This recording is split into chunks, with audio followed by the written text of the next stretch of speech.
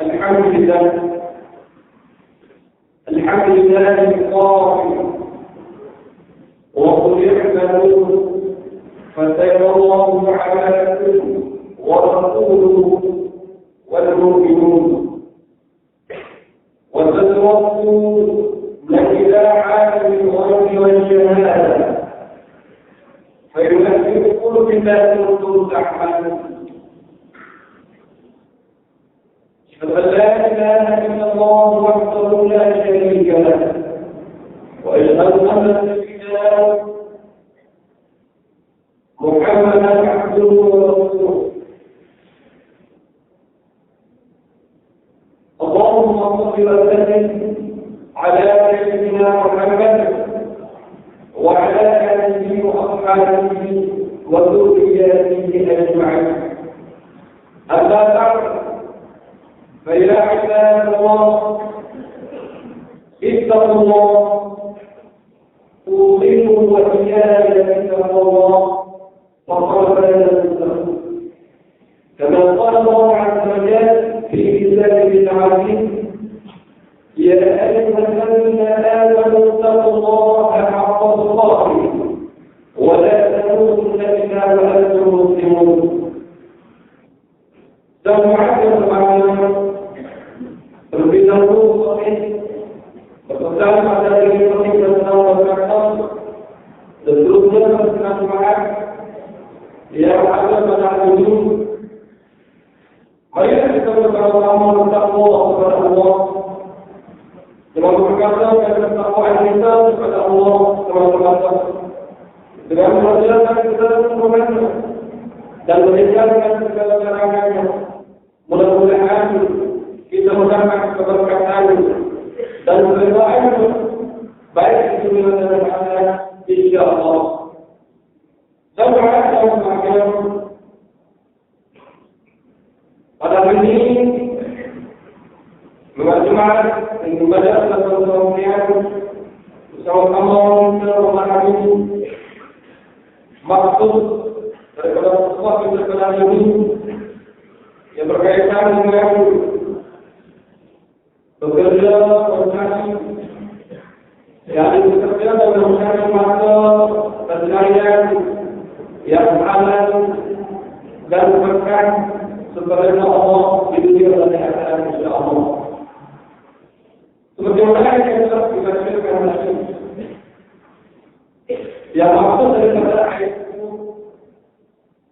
surah At-Taubah ayat yang ke-150 maksudnya kata Allah Subhanahu wa ta'ala dan kata-kata wahai Muhammad beramal kamu yang akan segala yang diberkatkan oleh Allah, maka Allah dan Rasulnya serta orang yang beriman akan melihat apa yang kamu kerjakan dan kamu akan dikembalikan kepada yang kepada Allah yang mengetahui akan perkara-perkara yang baik dan yang nyata. Kemudian dia mengatakan kepada kamu apa yang kamu sudah kerjakan. Surah At-Taubah ayat 105. Dan Allah agama Islam sangat mementingkan umat yang berusaha bekerja dan beramal kepada Allah dan Rasulnya.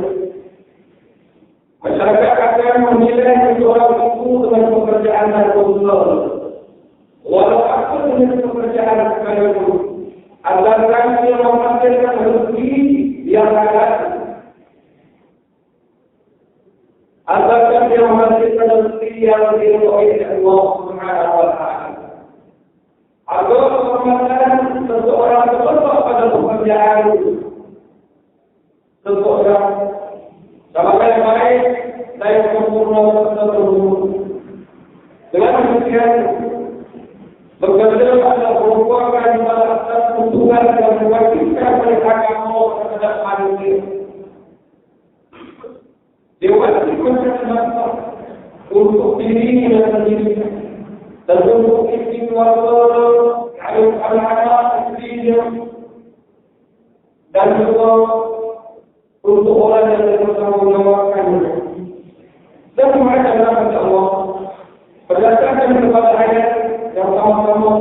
Islam tadi.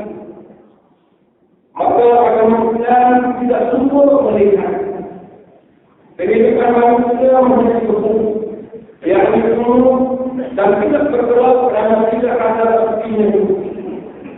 Kalau tidak bergerak dan mengganggu, tidak terjaga agama Islam tidak tunduk kepada orang-orang yang malas. Dan agama Islam tidak tunduk kepada orang yang mengganggu. Dan agama Islam tidak tunduk kepada orang yang tidur, tidak mau bekerja, serta orang-orang yang hanya bertumbuh dan bertukar dan usahanya.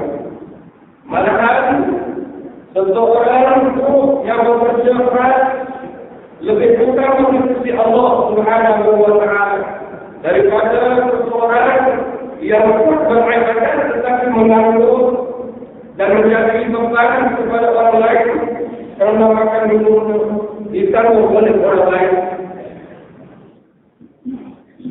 Tidak sebenarnya bagi Allah sekalian, persoalannya apa gunanya sebelum ini dijadikan oleh Allah Subhanahu wa Ta'ala?